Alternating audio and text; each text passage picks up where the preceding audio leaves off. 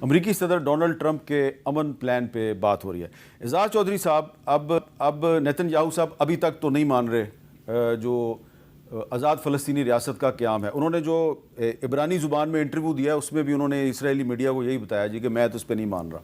لیکن ہمیں کچھ سورسز یہ بتا رہے ہیں کہ کچھ دنوں کے بعد وہ اس پہ آمادگی ظاہر کر سکتے ہیں، لیکن پھر وہ یہ مطالبہ کریں گے کہ اگر میں آزاد فلسطینی ریاست کو تسلیم کر رہا ہوں تو اسلامی ممالک بشمول پاکستان اسرائیل کو تسلیم کرنے کا اعلان کریں. کیا پاکستان جو ہے وہ اسرائیل کو تسلیم کر سکتا ہے اس صورت میں کہ نیتن یاہو آزاد فلسطینی ریاست کو تسلیم کر لے؟ میرا خیال ہے کہ 2 اسٹیٹ سلوشن تو پاکستان سمیت ساری دنیا مان چکی ہے کہ یہ ہوگا اور اس کو ہم مان لیں گے. اب سوال یہ ہے کہ کیا نیتن یاہو صاحب جو ہیں پہلے فلسطین کی ریاست کو تسلیم کرتے ہیں یا وہ کہتے ہیں کہ ابراہمز ایکارڈ میں سارے لوگ آئیں پہلے. میرا خیال ہے سارے لوگ جو ہیں جتنے بشمول پاکستان یہ کہیں گے جی پہلے آپ فلسطینی ریاست جو ہے اس کو تسلیم کریں، امریکہ بھی تسلیم کرے تو ہم بھی ساتھ آتے ہیں. آج وزیر اعظم صاحب کا جو ٹویٹ تھا اس کی آخری لائن بھی یہی تھا کہ اٹ از اسینشیل کہ یہ 2 اسٹیٹ سلوشن جو ہے اس کی طرف ہم جایا جائے. یہ آخری لائن میں انہوں نے لکھا یہ، جس کا مطلب یہ ہے کہ ہنٹ یہی دیا جا رہا ہے کہ جناب ہمارے لیے یہ بڑا کرٹیکل ایلیمنٹ ہوگا بیفور وی ریکگنائز. تو اگر یہ مان لیتے ہیں، دنیا بھی ساری مان لیتی ہے، ریکگنیشن کر لیتی ہے، تو 2 اسٹیٹس کا سلوشن نکل آتا ہے تو کیوں نہیں پاکستان بھی کرے گا، پاکستان بھی اس کے ساتھ شامل ہو جائے گا باقی سب کے ساتھ جس طرح باقی سب کریں گے. جی قمر چیمہ صاحب آپ کیا کہتے ہیں؟ دیکھیں بالکل ایک ایسا سلوشن جو ظاہر بات ہے 2 اسٹیٹ سلوشن ہے وہی ہمارے لیے قابل قبول ہے، وہی ایک ڈائریکشن ہے. اور میں سمجھتا ہوں کہ اس وقت میر صاحب جب ہم بیٹھے ہوئے ہیں پاکستان بھی تو as a guarantor of peace بیٹھا ہوا ہے، as an architect of peace بیٹھا ہوا ہے. ہمارا بھی اس میں بڑا کردار ہے اور میں سمجھتا ہوں اس میں پاکستان کی جو قیادت ہے اس کو اپریشیٹ کیا جانا چاہیے کہ آپ کے سامنے ایک سلوشن ڈائریکشن نظر آ رہی ہے کہ آپ وہ راستہ اختیار کر رہے ہیں. دیکھیں ہمارے پاس اتنی مایوسی تھی کہ ہم اسرائیل کو خاموش ہی نہیں کروا سکتے. ظاہر بات ہے کوئی ریاست جو ہے وہ اپنا کوئی بھی کسی قسم کا لاس تو نہیں کرنا چاہتی اس جنگ میں انٹر ہو کے. تو اگر ہمیں ایک اچھی چیز ملی ہے اور ہماری ملٹری ڈپلومیسی کام کی ہے، ہماری پولیٹیکل لیڈرشپ کی ڈپلومیسی کام کی ہے، ہم as a guarantor of peace وہاں چلے جاتے ہیں یا ہم ایز اے نہیں. لیکن آپ اس کو آپ کہہ رہے ہیں گارنٹر آف پیس ہم بن گئے ہیں، لیکن اس پورے ٹرمپ کے پلان میں یونائٹڈ نیشنز کدھر ہے؟ دیکھیں ہوتا یہ ہے کہ سم ٹائمز آپ کے پاس ہر وقت UN کا کور نہیں ہوتا.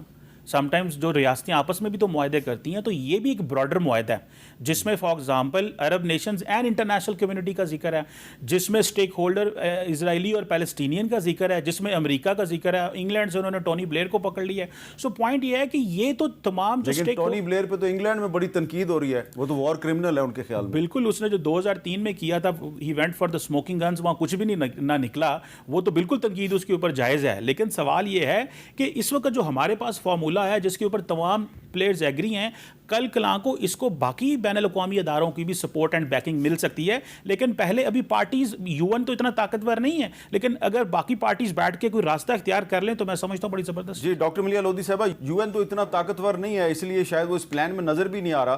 تو کیا یہ اچھی بات نہیں ہے کہ کچھ ریاستیں جو ہیں وہ آپس میں مل کے غزہ میں سیز فائر کی کوشش کر رہی ہیں؟ حامد، لیجٹمیسی صرف UN سے آئے گی جب تک یہ پلان انڈورس نہیں ہوگا by the UN security council, جو الٹیمیٹلی اگر یہ پلان اس پوائنٹ تک پہنچتا ہے کہ کلیئر شیپ اختیار کرتا ہے، پھر میں سمجھتی ہوں کہ جو میجر پلیئرز ہیں وہ خود جائیں گے سیکیورٹی کاؤنسل.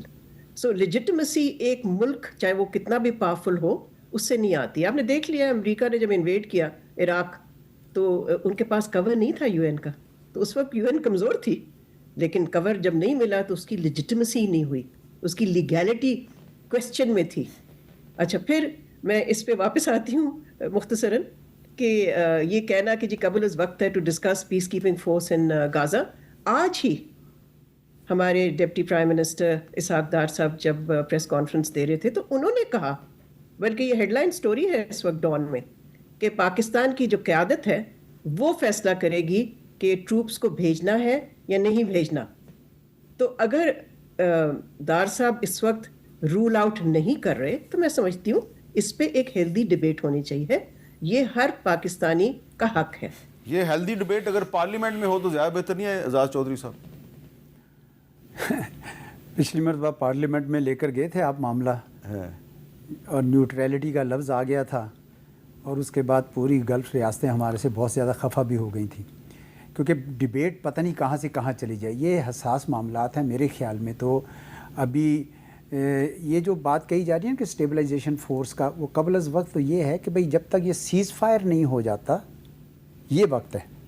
अगर ये हो जाता है तो सारा प्लान जो है ना आगे से चल पड़ेगा। लेकिन अगर वो सीज़ फायर ही नहीं होता और हमास अड़ जाती है कि नहीं होती, क्योंकि वो भी कहेंगे जी हमारे लिए क्या स्टेक्स है इसके अंदर, हमें क्या मिल रहा है, हमें तो आप गवर्नेंस में भी शामिल नहीं कर रहे हैं, हमें आप बिल्कुल बाहर कर रहे हैं इसको। अगर चाहे उनको एक एग्ज़िट दिया हुआ है कि भाई अगर आप रहना चाहें खामोशी से तो आप रह सकते हैं, लेकिन वो बात डॉक्टर साहबा की सही है कि कोई ट्रस्ट तो नहीं कर सकते आप नेतन्याहू साहब को कि वो क्या करेंगे। लेकिन अब इतने लोग बीच में इन्वॉल्व हो गए हैं कि मेरा नहीं ख्याल कि इससे इनराफ ज़्यादा मुमकिन हो सकेगा। अगर सीज़ फायर हो गया, मेरा ख्याल है अगले सारे स्टेप्स हो जाएंगे। बहुत शुक्रिया एजाज चौधरी साहब, कमर चीमा साहब और मोहतरमा डॉक्टर मलिहा लोधी साहब, आप तीनों शुक्रिया। जो ट्रंप का अमन प्लान है, इस पे पूरी दुनिया में गुफ्तगू हो रही है और अहम तरीन सवाल जो है वो ये है कि इसमें यूनाइटेड नेशंस कहीं पर नज़र नहीं आ रही। लेकिन ये भी एक हकीकत है कि अल्टीमेटली जो भी प्लान है, अगर इस पे इम्प्लीमेंटेशन शुरू होती है तो इसकी अप्रूवल के लिए तमाम ममालिक जो इस प्लान को सपोर्ट करें उनको अल्टीमेटली यूनाइटेड नेशंस में ही जाना पड़ेगा।